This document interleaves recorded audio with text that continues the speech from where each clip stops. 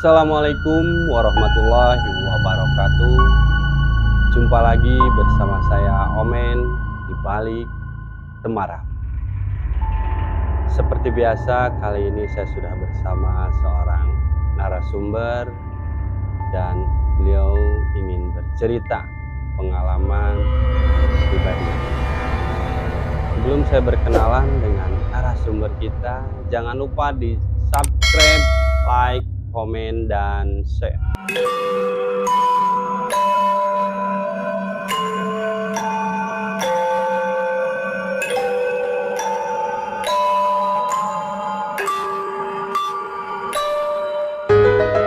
Oke, langsung aja kita berkenalan dengan narasumber kita, Teh Ida. Teh Ida sehat? Alhamdulillah. Teh Ida, lagi sibuk apa nih Teh Ida? Ya kerja, jadi IRT kerja juga. Ya maksudnya ibu rumah tangga kerja juga ya. Punya kesibukan yang lain? Ya itu nggak ada. Nggak ada, cuma itu. Nah, Teh Ida ini katanya kan mempunyai cerita yang ingin dibagi ke sahabat Teteh atau sahabat di rumah. Boleh Teh Ida, awalnya seperti apa ceritanya? Ya berawal dari tahun 2017 aja ya, mulainya dari 2017. Mungkin ini karena merasa dia yang mainin masalah wedding itu ya, wedding mungkin merasa tersaingi, terus ada salah satu keluarganya, adiknya ya kalau ini pinjem uang lah ya, kalau pinjem uang perjanjian tuh sebulan, udah sebulan diminta enggak ya, istilahnya ditagih lah kalau ini mah. Yang marah itu malah kakaknya, bukan orang yang bukan adiknya, bukan yang utangnya. Nah, udah gitu udah dari masalah wedding itu dia merasa mungkin ya punya jasa mungkin punya jasa. Terus kenapa setiap ada job dia nggak mau berbagi gitu? Harusnya maksudnya jadi gimana ya, kalau setiap Teteh punya job dia nggak berpikirnya kenapa nggak berbagi ke saya, kenapa nggak dikasihin ke saya job join gitu ya. Emang biasanya suka nggak ada di perjanjiannya juga, kan udah punya ini sendiri-sendiri. Tapi ketika temen Teteh punya job suka menawarin ke Teteh? Enggak, jadi masing-masing aja? Masing-masing. Tapi beliau merasa jasa Teteh nggak dihargain mungkin? Jasa dia. Ya jasa dianya gitu. Jadi pengennya itu Teteh itu di bawah, kalau ini bukan di bawah, kalau ini di setir ya, harus dibawa kendali dia. Kalau ada job, ada sama apa-apa, dia. Jangankan masalah job, masalah kehidupan juga harus dia mengendalikan. Karena orangnya nggak mau dikendalikan. Atas dasar apa itu Teh? Atas dasar ya nggak tahu tuh dasar apa. Jadi bingung ya, kalau nggak tahu itu sampai sekarang juga belum kayak atas dasar apa gitu ya. Nah, sampai istilahnya dia pernah bawa ke ya istilahnya apa ya, guru yang guru minta spiritualnya ya, guru spiritualnya dia suruh Teteh ini udah gitu ya, istilahnya saya nggak bisa, Teteh kan saya nggak bisa, saya punya prinsip sendiri, saya nggak bisa harus di bawah setir dia kan. Maksudnya Teh datang ke spiritual untuk penglaris mungkin? Enggak, dia dibawa ke guru spiritualnya dia, suruh kata dia kan cerita dia gitu ya, tapi kan depan Teteh bilang tuh channel ya kali ini ya, Pak pangambilkan lah nu aya di badan si Teh Ita lah, kali kan dia bilangnya Ita, nama asli ya, bukan itu Teh Ita. Jadi biar enggak ini ya, biar katanya ya, macam-macam dia nggak berontak nggak ini, jadi kan itu bawaan biar nurut intinya. Katanya guru spiritualnya nggak mau. Itu nggak bisa, saya mah nggak bisa, nggak berani lah gitu. Nah udah di situ kan mulailah coba Teteh yang lebih banyak job gitu. Dan dia iri. Terus dirabas yang dari masalah utang piutang masalah utang piutang, dia nggak terima lah ditagih. Ditagih nggak diterima. Terus udah gitu dia minta teh ya kalau ini kalau dia bilangnya bahasa Sunda ya. Teh bumi anu di lebetan ku emak teh, anunya anu bumi anu emak teh cenah kurang lebetannya ku bapak abi gitu ya, ku bapak abi. Saya nggak berani nyebutin namanya ya. Ya, tapi itu rumah teteh sendiri. Rumah ibu. Iya, rumah Teida. Tapi dia pengen ngisiin untuk keluarganya. Sama bapaknya. Terus ada tanah oge teh cenah urang kelola we ku bapak abi. Ya teteh jawab, ya nggak bisa tuh, anak ibu teh bukan teteh aja, teteh banyak anaknya. Nah dari situ mulai. Jadi udah mungkin ada beberapa yang jadi masalah. Udah gitu ya adalah biasanya adu mulut lah ya, adu mulut. Teteh pulang 2-3 hari kemudian sakit kepala yang nggak bisa ditahan kalau udah jadi. Seperti bukan medis mungkin. Ya kayak gimana ya, kepala teh kayak ditusuk-tusuk teh, udah nggak bisa diceritain kalau ditusuk.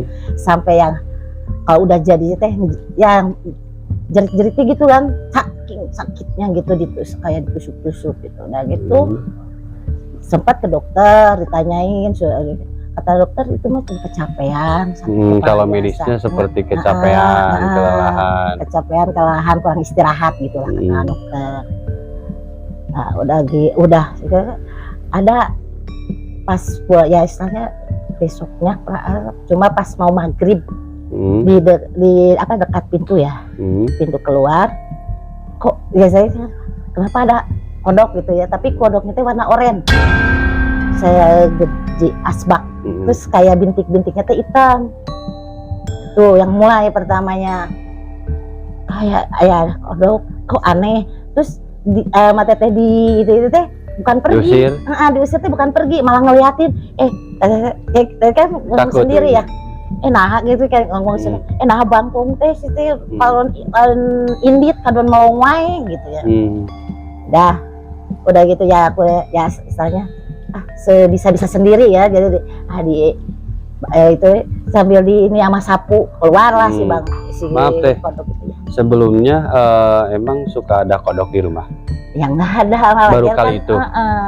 Makanya agak aneh. Terus kan gede, Wak. Kan baru ngeliat kodok warna oranye. Setelah itu gimana teh? Udah itu kan apa ya, kali ini mah ada satu barang yang dibeli itu sudah kemudian udah datang kan.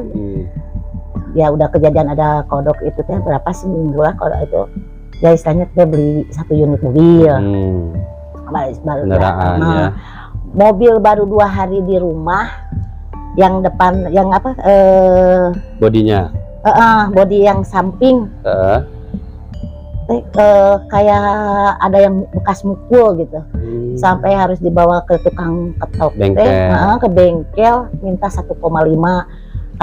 Mau ya saya mobil baru datang kok udah cuma teteh baik sampai saya ngomong ya itu gak mau ribet mungkin teteh jadi dibetulin.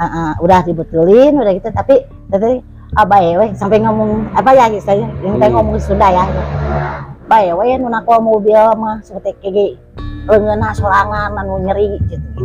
Teteh berkata itu saking jengkelnya. Saking jengkel karena kan mobil baru datang.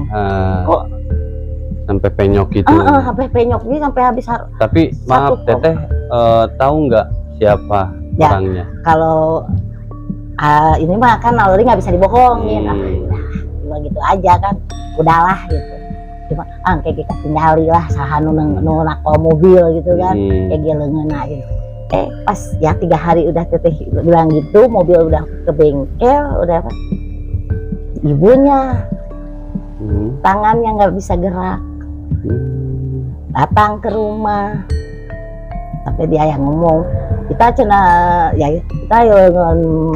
mama dikumahakeun, kok nanya ke Abi gitu kan, Abi mah kan teu kumaha. Jadi si orang itu tiba-tiba datang ke rumah Teteh pas jam 7 malam. Menanyakan tentang perihal tangan ibunya. Ya sama ibunya langsung. Sampai dia yang ngeliatin tangan. Disangkanya Teteh yang ngerjain. Itu caranya tangan mama di kumahakeun. Kumahakeun, emang ku abdi di kumahakeun. Ya Teteh juga kan heran, tidak merasa diapa-apain. Dan secara tidak langsung ketahuan siapa yang melakukannya. Iya. Udah itu kan teruslah ke rumah itu banyak hal-hal yang aneh di luar nalar. Tahun sih sampai anak kan sakit. Anak itu waktu masih kelas 4 gitu. Kadang apa ya, kalau ini mah suka mimisan, mimisan kayak, tapi mimisannya teh keluar darahnya teh kayak keran, keluar darahnya teh dari hidung teh kayak keran, kayak air dari keran gitu. Tapi dibawa ke dokter, kata dokter mah radiasi HP. Ya. Padahal kan waktu kelas 4 dia belum terlalu mengenal HP ya, cuma sekali-kali gitu. Oh radiasi HP, ya udah gitu kan, bawa ke dokter. Besoknya sembuh lagi, biasa lagi. Jadi terus berapa kali berulangnya ke anak yang laki. Karena yang perempuan mah waktu itu masih di uaknya, belum dia sama Teteh, ya dititipin di uaknya. Tapi selama anak seperti itu, Teteh ada berpikiran hal-hal yang lain? Ya ada, ada. Wah pasti itu, ya udahlah, gitulah coba, ya udahlah gitu. Istilahnya ya, ngapain lah, yang gitu dia ini kan. Dia jadi berpikirnya pas tetap aja positif. Tapi kan saking sering aduh, saya berpikir gimana kalau anaknya nggak kuat. Nah, udah gitu Teteh udah nggak tahan, ya udah nggak kuat lah di situ, pindah rumah baru sebulan mulailah ada lagi kejadian. Awalnya dia datang sama ibunya, sama bapaknya, sama adiknya, kakaknya yang perempuan juga. Itu masih ingat jam 1 siang. Dia bilangnya mah mau menawarkan kosmetik, menawarkan kosmetik. Terus yang adiknya yang perempuan itu ikut ke air. Cuma teh kan naruhnya nggak bisa dibohongin. Apa di air lama-lama, ada apa gitu kan? Udah punya kecurigaan ya? Ada lah ya kecurigaan, ada apa, udah gitu nawarin kosmetik. Terus katanya mana kosmetiknya? Tapi dia nggak bawa kosmetik kan? Kan kalau nawarin di mana-mana juga kalau nawarin barang harus ada barangnya. Nah udah itu, dia pulang kan Teteh di keponakan ikut sama Teteh, ada keponakan Mas. Dia waktu itu masih kerja di suatu swalayan, dia tabrakan yang ya menurut ini mah harusnya koma apalah, iya atau sedikitnya koma gitu ya. Tabrakan. Berarti saking kerasnya mungkin. Iya mungkin saking parahnya. Iya. Pokoknya si kaki itu ini tempurung lutut sampai ke sini. Ini habis badan babak belur, kepala, helm juga sampai hancur. Tapi tidak apa-apa. Cuma sebulan, 3 minggu dia nggak bisa jalan karena tempurungnya kan ke atas. Itu keponakan masih berobat, anak kecil lagi, yang laki-laki terus kayak mimisan gitu, dia keluar darah lagi, malah langsung dari mulut juga. Sampai Teteh udah pernah bertanya-tanya ke orang yang pintar? Pernah, saya ke Papa kan dibilangin ini sih ke Cianjur. Pernah yang dari Cianjur katanya ini oh ya udah. Udah. Nah, itu juga udah mulai Teteh sakit lagi kepala, kayak ditusuk-tusuk lagi gitu. Malah suruh ya kalau ini mah suruh mandi, katanya ngambil air dari masjid yang suka dipakai Jumat katanya. Terus suruh si air yang dari masjid itu teh suruh dimasak, terus tapi nggak boleh dicampurin, terus mandinya harus di luar katanya. Kalau sudah bilang mah di panyaweran, tapi selepas isya katanya dikasih di mandinya. Ya udah beberapa bulan ke sana nggak ada apa-apa. Setelah teteh ngelakuin itu. Dampaknya bukannya ya mungkin ya ada kejadian ibunya sakit lagi, percis yang teteh alami, sakit kepala.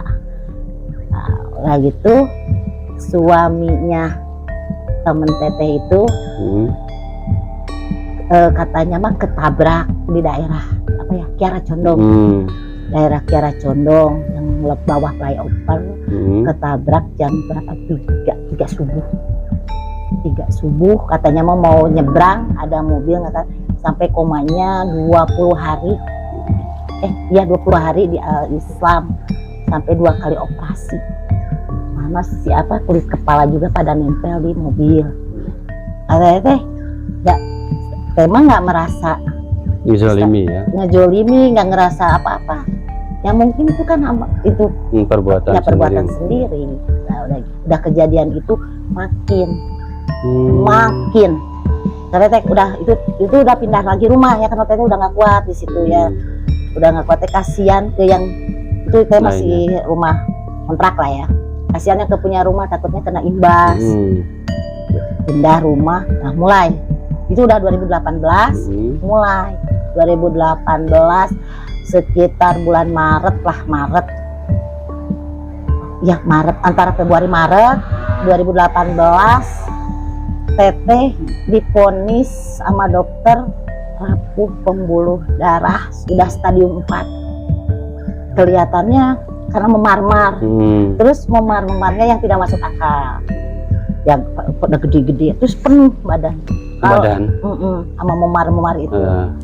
Terus badan teh kayak yang di apa ya, wah sakitnya gitu. Itu barengan sama ibu teteh. Iya, ibu divonis sama dokter klep jantungnya bocor, pengerutan ginjal. Itu ke dokter, kata dokter. Ibu sampai berobat kemana kan gitu. Kan kalau menurut medis kalau udah pengerutan ginjal kan harus cuci darah. Terus klep bocor harus gimana gitu kan. Tapi enggak, itu bareng sama ibu. Semua juga dapat ya namanya. Terus teteh kan namanya udah divonis stadium 4. Terus dokter juga udah bilang ya mungkin ini mah menurut medis umurnya 6 bulanan lagi. Cuma perkiraan ya? Ya perkiraan dokter kan, 6 bulan lagi. Karena ini rapuh pembuluh darahnya sudah stadium 4, udah mau ke 5. Waktu itu apa yang teteh rasain setelah divonis oleh dokter seperti itu? Ya, saya pikirnya kalau teteh meninggal gimana anak, itu aja. Keluarga intinya. Anak gimana gitu kan. Terus lihat ibu sakit, ya teteh sampai bikin. Ya istilahnya kalau marah ke teteh weh, jangan bawa-bawa yang lain ya. Itu aja kan. Tapi ya udahlah, udah gitu ya teteh pergi lagi lah ke Cianjur. Kata yang dari Cianjur ya udah kayak Damang, udah gitu aja dari Cianjur. Iya, dari Cianjur udah ada sekitar 10 hari sembuh total. Pas ke dokter lagi nggak ada. Yang divonis tadi. Ibu teteh juga sama. Ibu juga sama. Normal semua. Normal. Nah setelah itu gimana teh? Udah itu normal, mulailah ke rumah. Itu kan datang ke rumah teteh. Pasca apa ya namanya teh, pasca penyembuhan ya, mungkin pasca penyembuhan kan teteh keponakan ada ikut di teteh. Rumah yang teteh tempati itu di atasnya teh kan ada lotengnya gitu ya. Lagi pada ngumpul teh ya, kalau ini mah nengok bibinya sama nengok neneknya lah ya. Pada ngumpul di atas. Kan ada karpet sama teteh disimpan di atas tangga, terus panci presto itu ngelayang kayak dilempar. Terus nggak ada orang?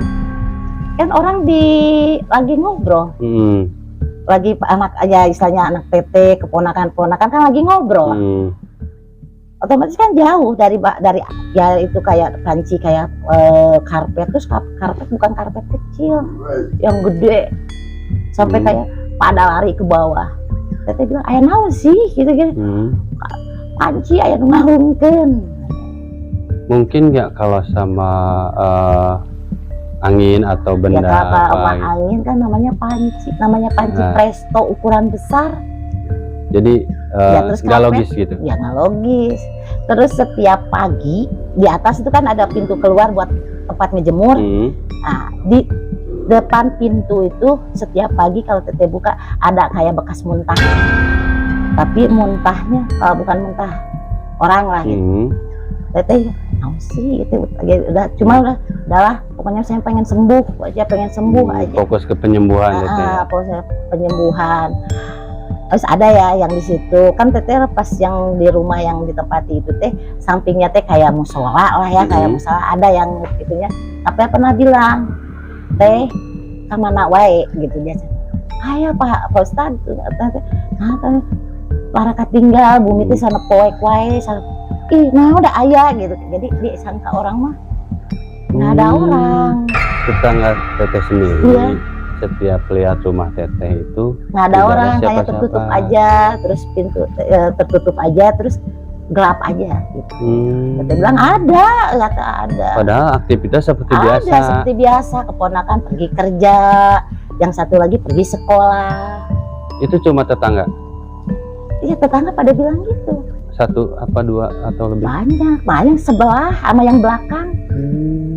Sampai bilang ya yang belakang ya itu kan teteh ikut itu ya pun ya ikut arisan lah kayak gitu. Neng, ibu mau nagih arisan, kok nggak ada aja? Ibu ada. Kayak rumah itu kayak nggak kelihatan aja, ya kayak nggak ada aktivitas aja.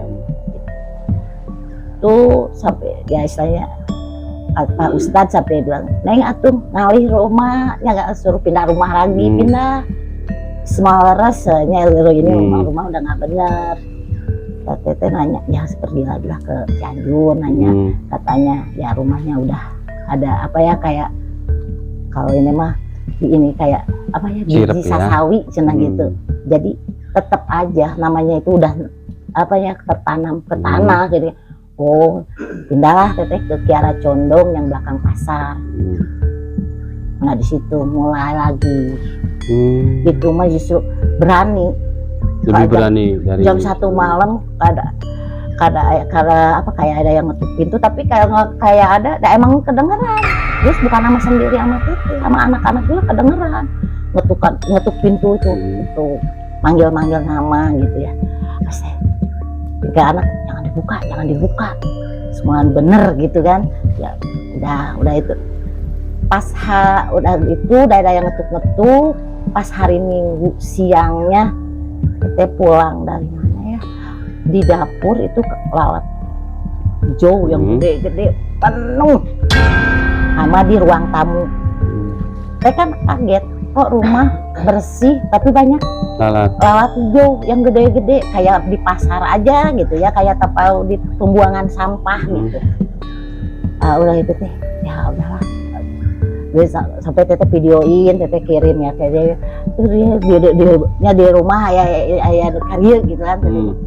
Ya udah teteh juga biasanya gitu kan kalau kata orang tua mah kalau ada lalat hijau gitu teh udah ada kiriman kila-kilanya kan kalau dengar kata orang tua mah gitu ya udah gitu udah malam Selasa jam 9 malam teteh di rumah sendiri anak-anak lagi ke uaknya teteh mau ke dapur lampu dapur pecah untungnya nggak ke kepala kalau ke kepala nggak tahu tiba-tiba pecah gitu. Terus itu aja jam 12 ada yang ngetuk manggil-manggil ngetuk manggil-manggil. Pernah nggak waktu ada yang ngetuk dan manggil-manggil teteh samperin? Nggak. Belum pernah. Enggak. Itu aja, tapi kan nggak ada orang. Manggilnya suaranya suara cewek atau cowok? Tapi belum pernah sekalipun teteh tengok pernah di jendela pernah jadi lihat di gordeng kok nggak ada orang tapi ya istilahnya manggil-manggil terus naon sih gitu kan. Nah, jadi teteh nggak berani buka pintu. Nggak berani buka pintu karena feeling dah mau mungkin kan kalau orang mah gitu. Lagian kan waktu di Kiara Condong itu kan itu jalannya teh jalan rame, jalan hidup.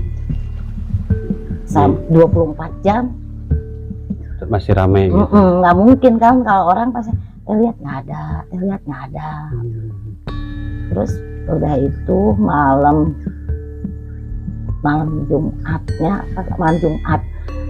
Selasa itu kan kejadian malam Jumat depannya pagi-pagi teteh biasalah aktivitas beres-beres rumah. Teteh gulung karpet. Di bawah karpet ada kayak halnya apa ya, dibilang kadal bukan, dibilang apa ya, londok bukan, dibilang toke bukan. Apa tuh? Nggak tahu lah, cuma bentuknya gitu Seperti reptil. Katanya astagfirullah, untung teteh tidur di situ gitu kan.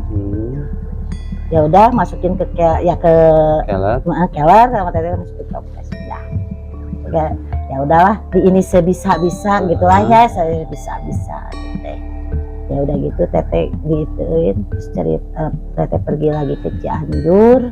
Udah pergi ke Cianjur nanya, udah kata di Cianjur teh. Pokoknya setiap ada yang ngetuk pintu atau ya jangan pernah dibuka, dan nggak pernah ngebuka. Udah pengennya dia masuk.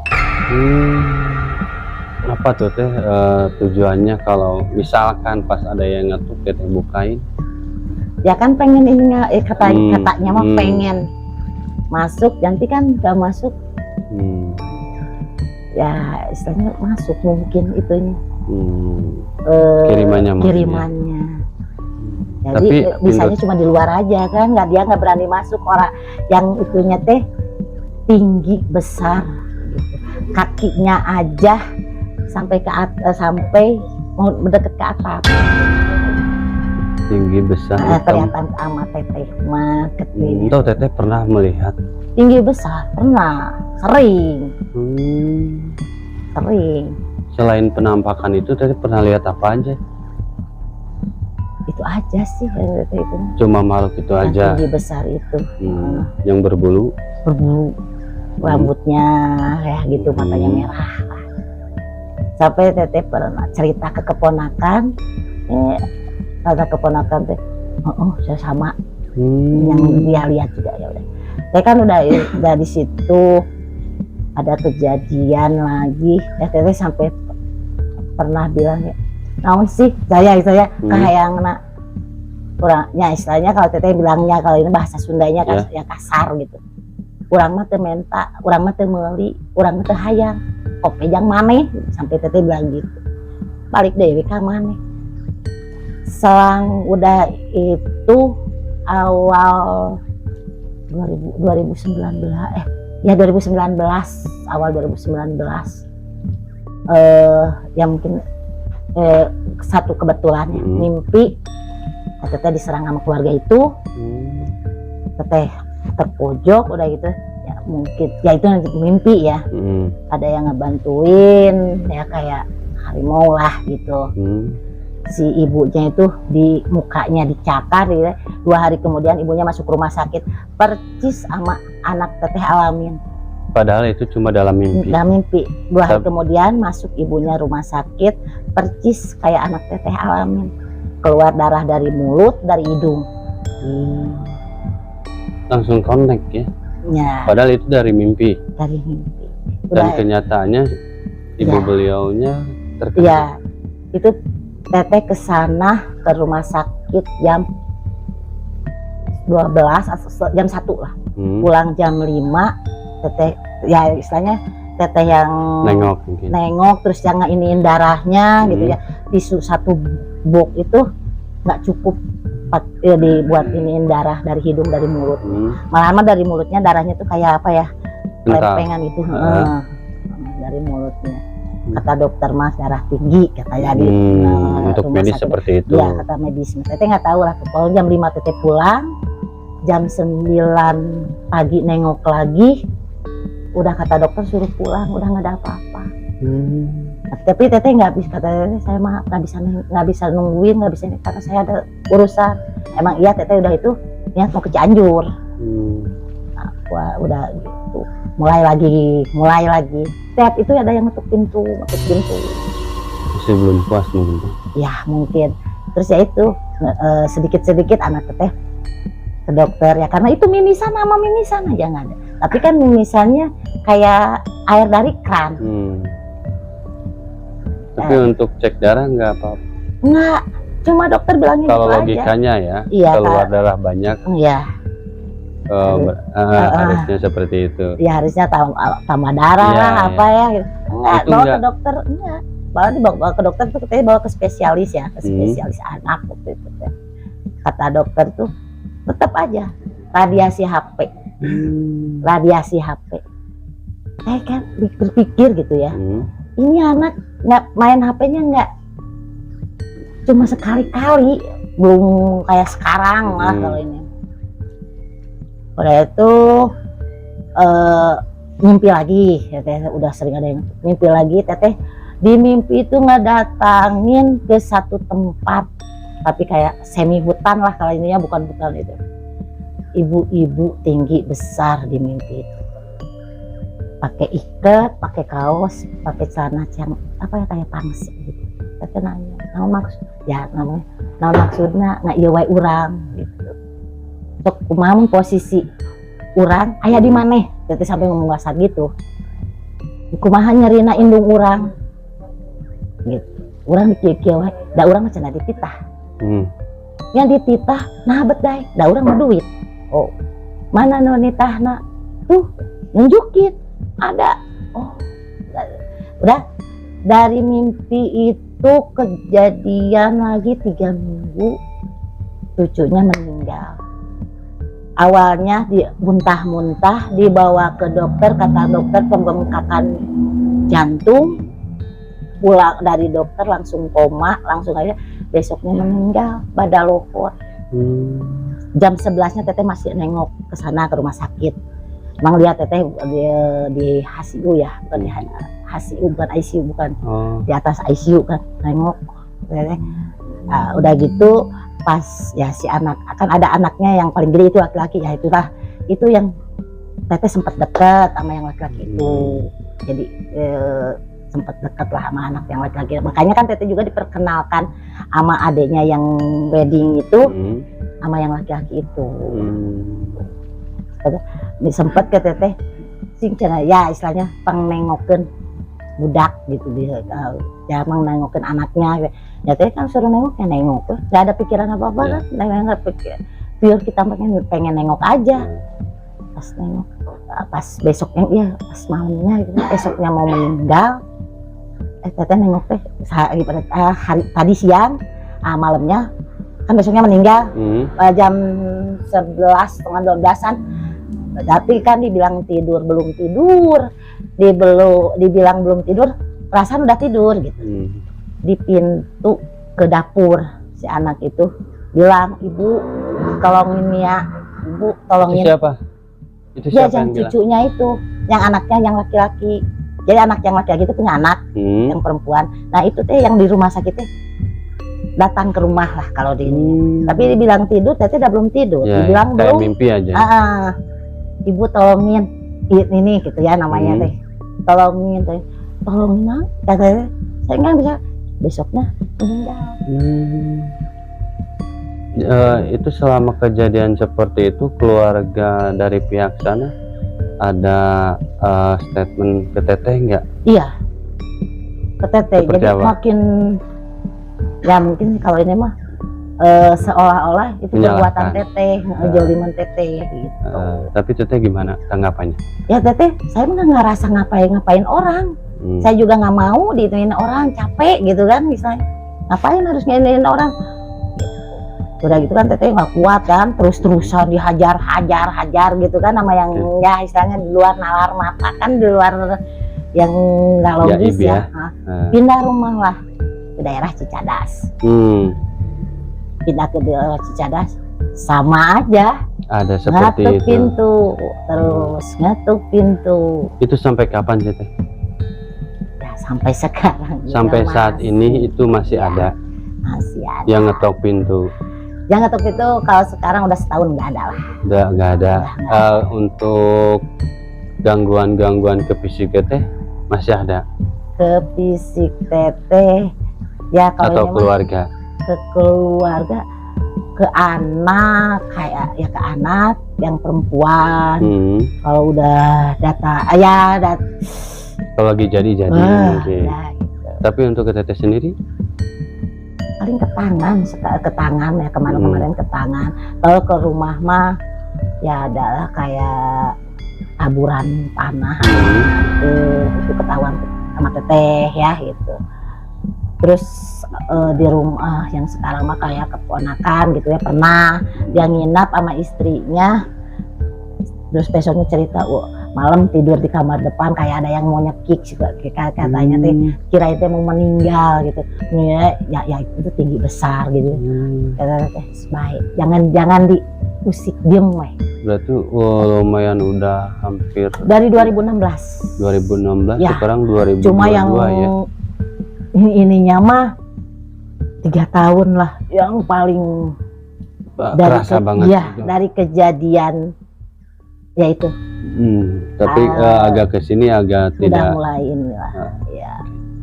Terus apa ya, waktu yang rumah pindah yang di Cicadas, tiap hari di depan rumah itu selalu ada bangkai tikus.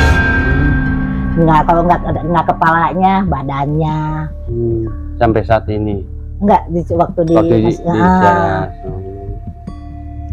Terus ya istilahnya kayak apa ya, teteh kan punya peliharaan burung. Ya kayak burung meninggal. Oh ya mati ya. Oke teh. Mudah-mudahan cobaan teteh bisa ini ya, bisa berhenti dan teteh tidak apa-apa sama keluarga. Kita banyak berdoa aja kepada Tuhan, kepada Allah Subhanahu wa Ta'ala. Mudah-mudahan teteh dan keluarga dilindungi ya, dan biarkanlah kiriman-kiriman atau mohon maaf iya. Kita juga kan nggak bisa nyangka siapa itu gitu. Intinya kita tetap positif thinking apapun itu. Cuma yang teteh di ininya ya kok kak ibu gitu aja. Kayak malam Jumat kemarin malam Jumat kemarin kan ibu pas mau maghrib sebelum ya kalau orang sudah bilang sarutna ya, muntah-muntah. Tapi nggak kenapa-napa.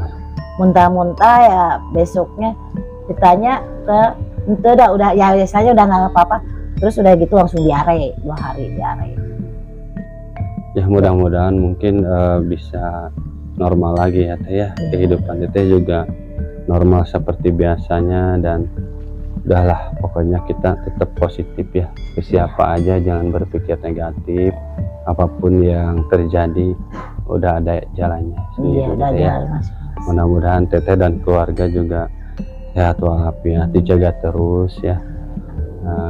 Oke teh, terima kasih untuk ceritanya. Sebelum saya tutup, mungkin teteh ada pesan dan kesan dulu buat sahabat teteh atau kerabat di rumah. Ya paling buat ibu ya, kalau ini buat ibu sehat, panjang umur, jangan terus buat sahabat teteh teteh Moyati teteh. Oke. Ya. Terima kasih teteh udah berbagi cerita, berbagi kisah di podcastnya Di Balik Temaram. Mudah-mudahan teteh dan keluarga sehat selalu. Amin. Kembali ke seperti dulu. Amin. Pokoknya doa terbaik ya teh ya. Iya.